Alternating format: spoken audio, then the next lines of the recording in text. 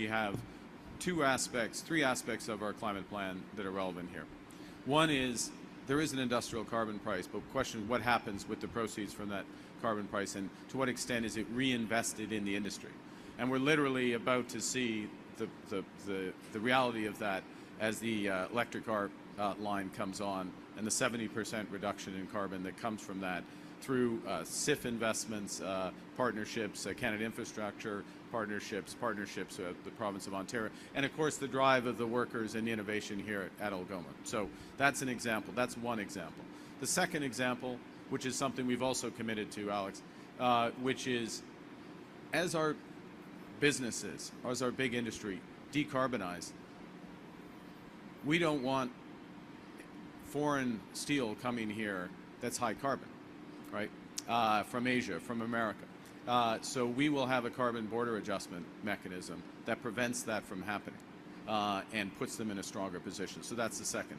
And then the third aspect is we have this carbon market that's in place, and we have an opportunity so that the large polluters on the marginal reductions that they make, that they can pay for people's climate smart choices.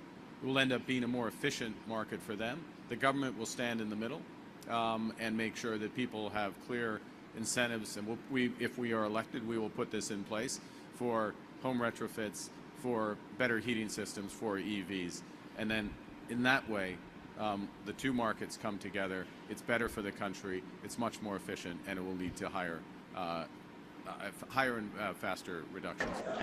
Mark Carney is trying to distract from yesterday's lie by going to a steel plant where he's announcing a bigger industrial carbon tax. He actually said the carbon tax will make Canadian steel better off.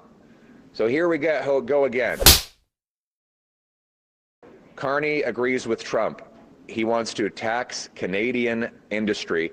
Carney wants to do it with carbon taxes. Trump wants to do it with tariffs. I want neither.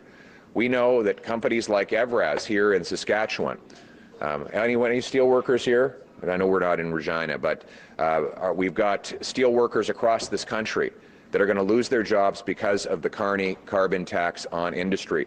A carbon tax he wants to apply to the fertilizer that grows our food, to the aluminum, to all the other metals we make, to the cement and concrete, and all the industrial products that are literally the backbone of our country. All of the materials that go into building a home will become more expensive because of Carney's industrial carbon tax. You tax the steel, well, all the apartment framing and other inputs are going to be more expensive. The cement that goes into apartment complexes, the manufacturing of other materials will all go up in price, which means the Carney carbon tax will be paid by you. He will drive, this is exactly what the Americans want, by the way. He's going to effectively impose a Canadian tariff on Canadian industry.